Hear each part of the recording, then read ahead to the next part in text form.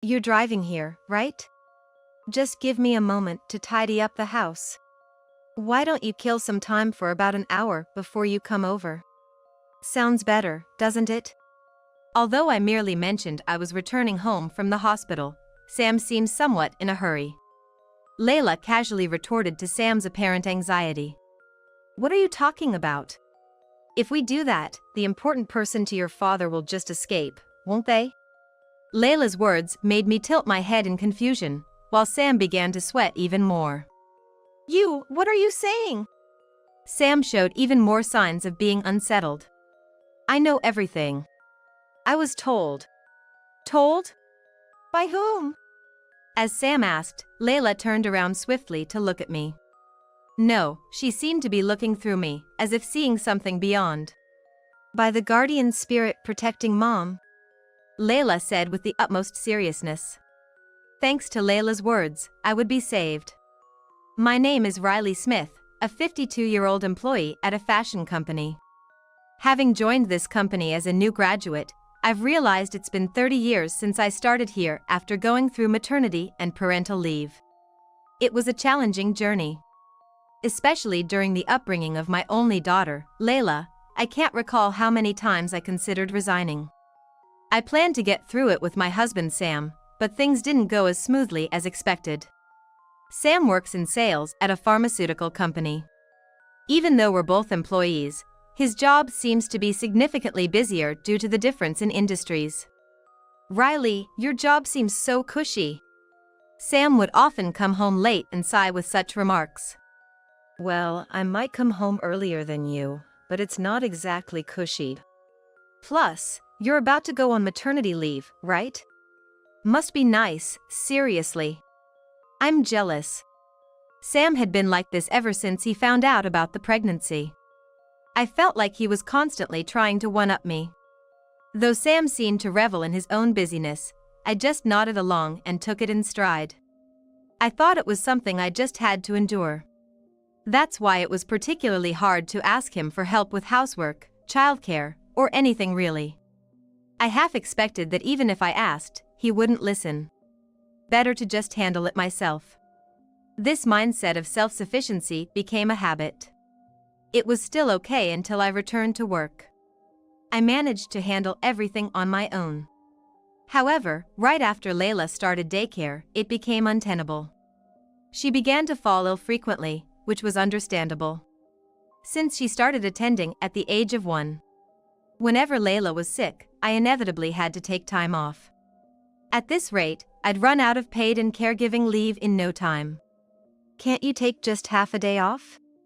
In desperation, I finally asked Sam for help. But the response was as expected. Actually, it might have been worse than I anticipated. Don't be ridiculous.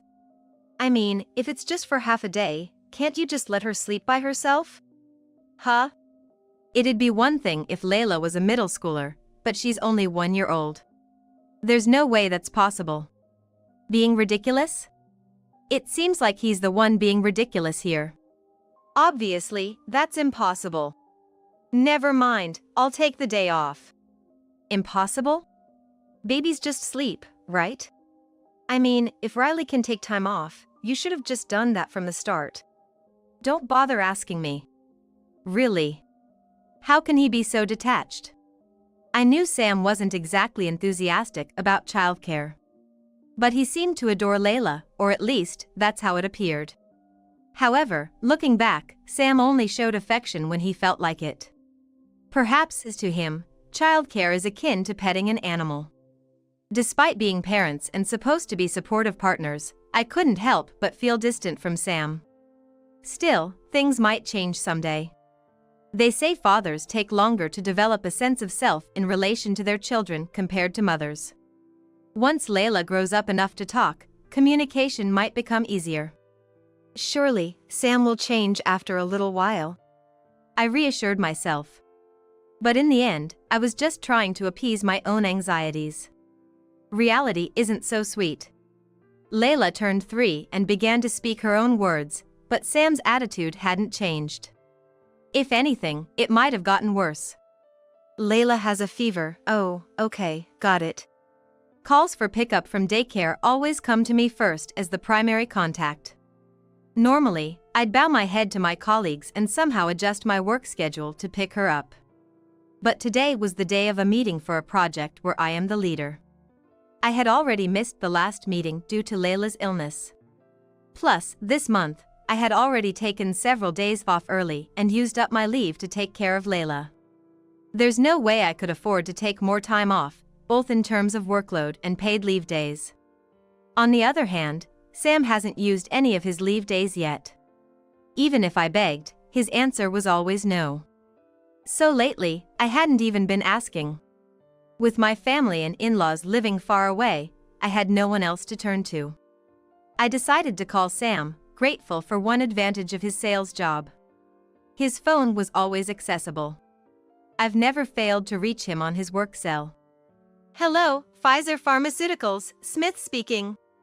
As expected, after a few rings, Sam's energetic voice came through. "Sam, sorry to bother you at work." What?" As soon as he realized it was me on the line, Sam's tone noticeably dropped. "I just got a call from the daycare. Layla's got a fever, and they're asking for someone to pick her up." And? His response was just one word. His cold voice almost defeated me, but I persisted. "I have an important meeting today that I can't miss, and I was hoping you could pick her up instead." "What? Why? What?" An irritated voice came from the other end of the phone. "Since the call came to you, you should be the one to go. Besides, it's not like I can go, right?" "That's because I'm listed as the primary contact. If I could, I'd go pick her up right away. But today is really tough for me too. And it's always me who has to make arrangements. Can't you just do it this once?" "That's the point." Sam cut me off. "You always manage to make it work, right? Then figure it out today too. Don't be a nuisance." "Nuisance?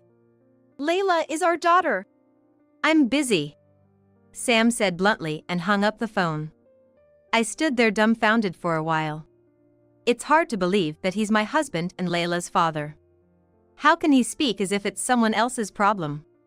Aren't couples supposed to support each other through life? If it's going to be like this, maybe I shouldn't have gotten married. No, now's not the time to lament such things. First, I need to somehow finish my work and go pick up Layla. I have no one else to rely on. Fighting back the tears that started to well up, I returned to my work. From that day on, I vowed to make Layla happy on my own. Up until then, I had held on to the hope, however faint, that Sam would come around. But it became clear to me then. Sam hates any burden on himself to an extreme. On the flip side, as long as it doesn't disadvantage him, he does show Layla affection. That's why I stopped short of divorce. He may not be a good husband, but he wasn't a bad father either. Plus, the financial situation would be significantly different. Fortunately, Sam was diligent about contributing to the household finances. While I could raise Layla on my own, our standard of living would undoubtedly drop. Even if things are okay now, considering Layla's future high school and college education, maintaining the status quo seems better than divorce. Despite both of us working, he doesn't do household chores. Childcare is limited to when he feels like showing affection.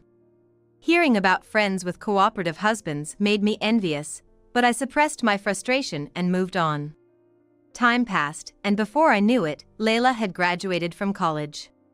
This spring, she'll start working at a company within the county, about a 30-minute drive away. Though her job is nearby, Layla will be moving out to live on her own. She had been in a dormitory during college, so this will be her first time living by herself. "So, it's just the two of us now," Sam muttered as we drove back from dropping Layla off at her new place. "Yes, though she said she'd visit from time to time. It's different from when she was in the dorm. Layla has grown up, moved out, and become independent." Hearing Sam say it made me think anew. With things as they are, there'd be no hardship in getting a divorce. Now that Layla has started her job, I'll be able to manage my life on my own. The barriers to divorce have disappeared, making it a tangible reality. It's exactly what they say about gray divorces. I felt a familial affection for Sam, but the love I had for him as a husband had long since withered away. I'm sure Sam won't change in the future. He won't do anything that's not in his interest, and he'll always put himself first, before me or Layla. The thought of enduring that frustration again is honestly unbearable. Maybe if there's a trigger, I should bring up divorce. That's what I was thinking. But after Layla moved out, Sam changed in a way I never expected. Bought this because it looked delicious. Oh. This? Sam said, holding a cake from a famous bakery nearby as he came home from work. You like sweets, right? Thought it'd be nice for a change. I'm so happy. Thank you. It felt like a dream. That Sam would go out of his way to buy something for me. After that, Sam kept giving me souvenirs and gifts. Should I really be accepting these so often? What are you talking about? Of course, it's okay. You've been working hard all this time. Thank you. Most of the gifts from Sam were high-calorie sweets. When I asked why, he said with a smile, because you like sweets, right? Indeed, I do like sweets. But I'm also 52 years old now. While I appreciate the gesture, my body can't keep up with daily sweets. I really appreciate the thought, but daily feels a bit much, and I've gained quite a bit of weight. It was hard to bring this up to Sam, who meant well, but I carefully chose my words and said, everything you buy is delicious, and I'm truly happy you're thinking of me. But I was cautioned during my last health checkup. Consuming high-calorie foods every day had quickly led to weight gain, and I had gone from being slightly underweight to being overweight enough to receive a warning from the doctor. Too fat? Where? You were too skinny to begin with. As you age, your skin sags. A bit of weight makes you look younger and more attractive. I understand what you're saying, and I'm happy you think so, but my health. All right, all right. Sam became visibly upset and retreated to his room. I felt bad for seemingly dismissing his kindness, but it was something that needed to be said eventually. Will things go back to how they were before? Should I have just kept quiet? No, accepting it indefinitely was never going to be an option. Rejecting Sam's generosity might have been a mistake. Given his pride, he might revert to being indifferent. If that happens, I'll gracefully bring up the idea of divorce. However, a few days later, instead of sweets, Sam brought home a clear bag of pills. Here, a souvenir. Thank you. What's this? You seemed concerned about your health, so I consulted a colleague and bought these. They're supplements for better health. Sam, who works at a pharmaceutical company, apparently went out of his way to consult with colleagues and clients to choose this supplement for me. While I'm very grateful for the gesture, I don't really believe in this kind of thing. In fact, I'm rather skeptical. As I was pondering how to react, Sam, sensing my hesitation, sighed. What's the matter? You just hate any present from me, don't you? What? I thought I was doing good by getting these for you since you said sweets weren't good. Faced with his comment, I had no choice but to gratefully accept the supplements. Moreover, Sam insisted, if you forget to take them, the effect will be halved, and made sure to watch me take the supplement every evening. Although reluctant, I continued taking them daily as my health didn't seem to be adversely affected, and if it improved my relationship with Sam, it seemed worth it. Months passed, and now that work has finally calmed down, Layla came to visit for the first time in a while. She was shocked at the sight of me. What happened to you, Mom? I could guess what she was about to say. I know what you're going to say. I've gained weight, haven't I? It's not just gained weight. Layla looked at me incredulously from head to toe. After a few minutes of silence, she grabbed my arm. We're going to the hospital right now. The hospital? But I had a health checkup a few months ago. Sure, it was before I gained this much weight, and the doctor did warn me then. Just come. Layla dragged me to the car, and I was taken straight to the hospital. After undergoing various tests, we were told the results would be available in 2 weeks, so we went home for the time being. Layla seemed angry the entire time. Maybe she's appalled because I let myself gain so much weight due to my own negligence. I felt terrible that I spoiled our rare reunion. As I was wallowing in self-loathing, Layla parked the car in front of our house. Stay at my apartment until the results come out. We're going now, so pack only what you need right away. But I haven't said anything to Sam. Sam couldn't take the day off and had gone to work today. He should be back in a few hours. He was looking forward to seeing Layla. I'll handle Dad. Just hurry up before he comes back. Oh, and take this. I bought it earlier. Make sure to leave it in the bedroom. Absolutely. This? Okay, got it. Overwhelmed by Layla's insistence, I hurriedly packed an overnight bag and placed the item Layla gave me in the bedroom as instructed. While staying at Layla's apartment, I didn't hear from Sam, which was unexpected. I had braced myself for a call demanding, "What about the housework? Come back home quickly," but it never came. The 2 weeks flew by, and I was back at the hospital with Layla to hear the results. I could have come alone. Just come on. Considering what had happened last time, I was certain to be scolded for obesity. It's embarrassing to be reprimanded in front of my daughter. Reluctantly, we waited for our turn. When called, we entered the doctor's office, where he presented the test results with a sigh. What happened to you, exactly? To deteriorate this much in just a few months? I'm sorry. As Layla watched in silence, I slumped forward, listening to the doctor's words. Then, the doctor said something completely unexpected. At this rate, I can't say for sure if you'll live another 5 years. What? It felt like a blow to the back of my head. I was aware that being overweight was bad for my health and that I was obese. But I had never imagined I would be given such a dire prognosis. Frozen in silence, the doctor spoke to me gently. I'm sorry if it sounds like I'm scaring you. But it's the truth. If you don't make lifestyle changes, even if you're okay now, you will eventually experience some sort of complications. I don't remember much after that, but with Layla's support, I somehow managed to finish the consultation. Mom, are you okay? Yes, sorry. I just got a shock. It's my own fault for getting like this, self-inflicted really. About that, Layla started to say when a voice calling our names came from a distance. Layla! Riley! Finally found you. What's this about calling me out here then? Sam appeared, looking disgruntled. Surprised to see him in casual clothes on a weekday, Layla took Sam's hand. Dad, it's been a while. Shall we go together then? Go? Where to? Sam asked, puzzled, to which Layla replied with a nonchalant expression. Home. Let's all go back home. At that moment, Sam's complexion changed. Wait! Why's that? Wasn't Riley supposed to be admitted to the hospital today? That's why you called me, for the paperwork. It seemed Layla had lied to Sam to get him to come. It turns out there's no hospital admission today. Come on, let's go home quickly. No, that won't work. Suddenly like this. Look, the house isn't even ready. What are you being reserved for? I'm your daughter.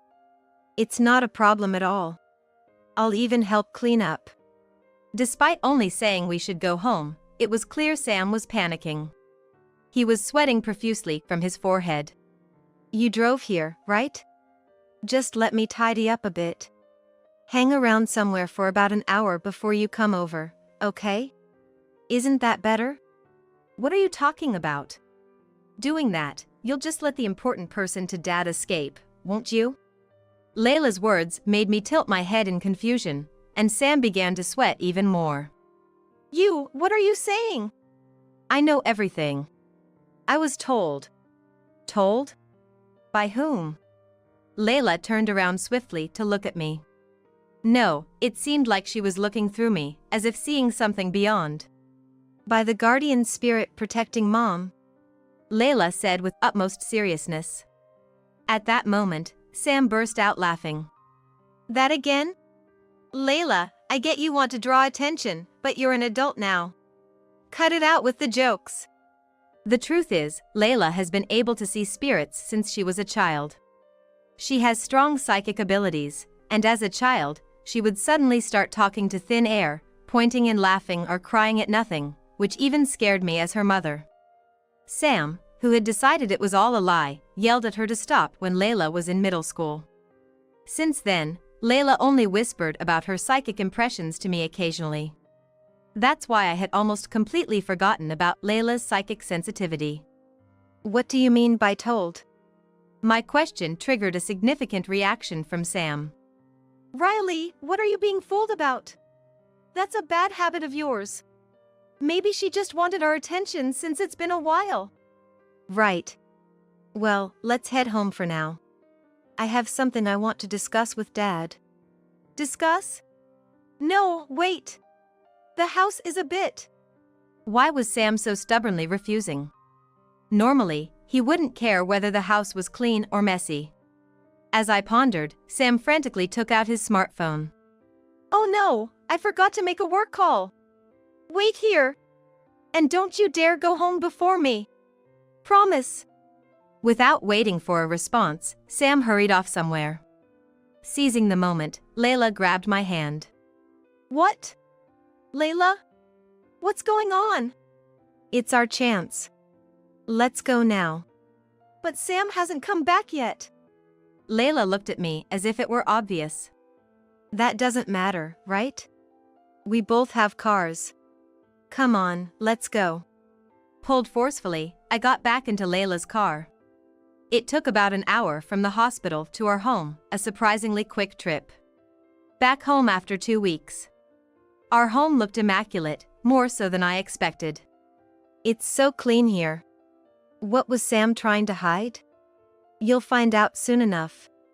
As we talked, there was bustling from the entrance, and Sam slid into the living room, looking rushed. His face was flushed from hurrying. And he was breathing heavily. I told you to wait. Well, never mind. I'm tired. Sam collapsed onto the sofa and greedily drank the tea on the table. He looked tired but also somewhat relieved. Meanwhile, Layla had disappeared. Searching for her, I found her in the bedroom fiddling with something. It was the item Layla had instructed me to leave there. Layla, what are you doing with that? She smiled mischievously and said, "Leave it to me," as she looked behind me. Holding that item, she moved to the living room where Sam was. So? Layla, what did you want to talk to me about? Despite being so flustered at the hospital, he now seemed to carry an air of confidence. As Sam spoke with a tone of triumph, Layla held up her smartphone. What's this? Layla presented her smartphone to us. Sam and I peered at Layla's phone screen, which seemed to show a man and a woman. It was dim, but I recognized one of them. Isn't that Sam? Who's the young woman next to him? Sam froze, turning pale. Wait. Hey! He reached out feebly to grab Layla's phone, but she deftly avoided him. You know who this is, right, Dad? The important person I mentioned earlier, your affair partner. She was here until just now, wasn't she? An affair partner? My voice flipped in surprise. After decades of marriage, I had never suspected Sam of cheating. But the video made it clear that there was something more than friendship between this man and woman. No, that's not it. It's a misunderstanding. And why is such a video even taken? Modern devices are so handy, aren't they? This is actually a baby monitor. You can operate it and check from a smartphone, even though it's not its primary use.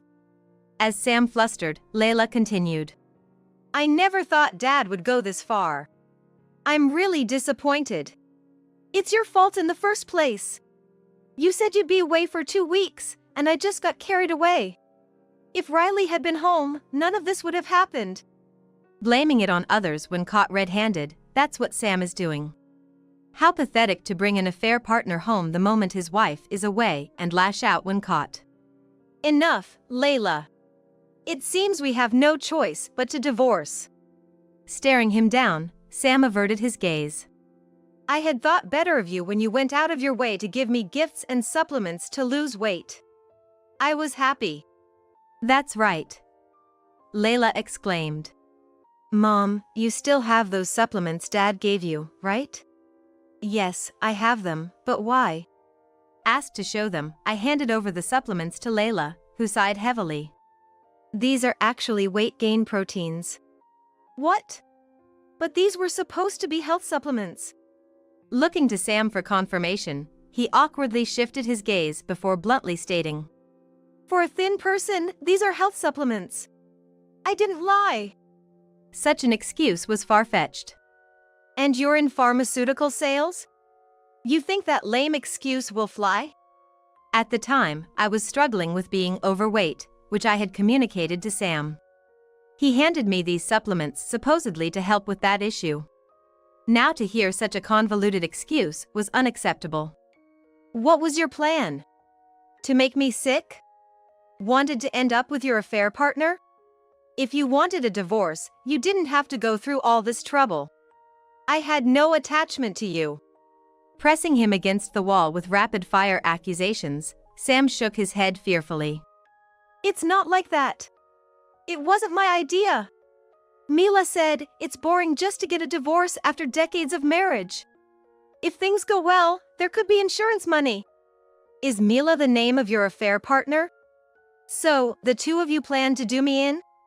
It's not just cheating, it's a serious crime. And supporting?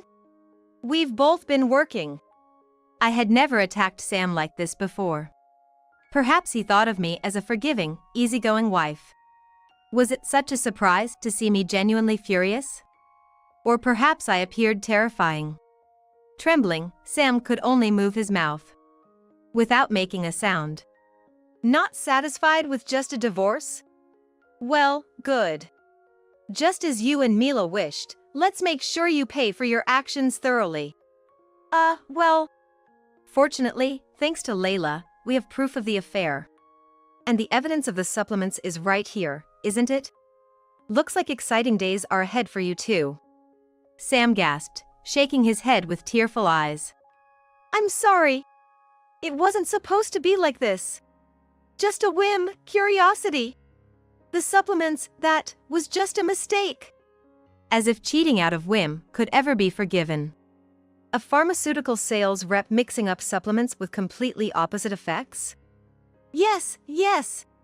Then you're not suited for your current job. You should quit before causing trouble for others. I'll make sure to inform your company about this. No, wait. That's not what I meant. Sam was sobbing, but that wasn't enough for forgiveness. I left the house without a word and got into Layla's car. Mom, are you okay? Layla looked up at me worriedly as we arrived at her apartment from the house. Yes, I'm fine. Sorry for showing you such an unsightly scene.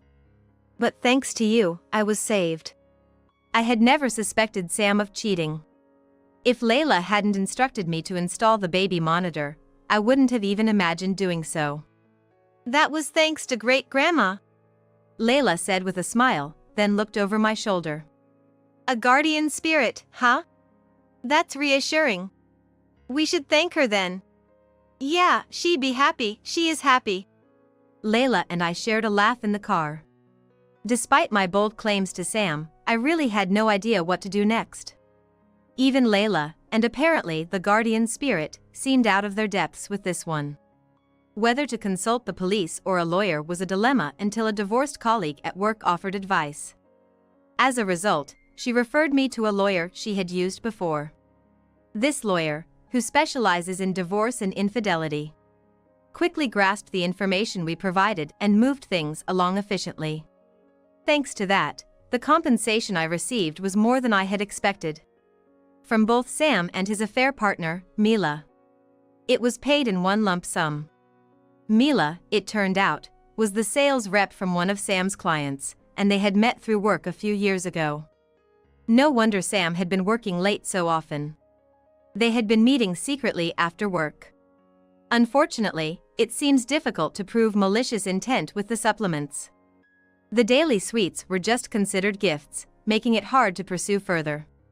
Disappointing, given what had been done, but the supplements turned out to be an undeveloped product. The product is from the company Mila works for, currently in development. After reporting to both their companies, Sam and Mila were expelled. They blamed each other, leading to a massive fallout.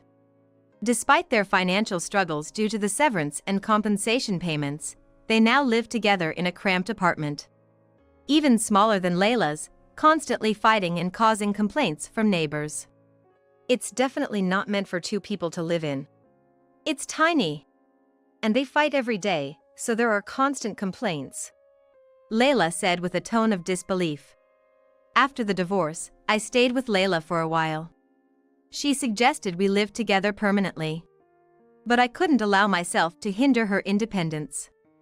Eventually, I rented an apartment nearby and started living alone. Being able to work during this time has been a real blessing.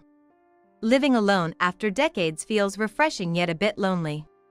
However, being able to eat and exercise on my own schedule has helped me steadily lose weight. Nowadays, dining out with Layla or visiting each other's homes has become one of my joys. It was an unexpected turn to end up living alone, but I'm looking forward to finding more things to enjoy in life.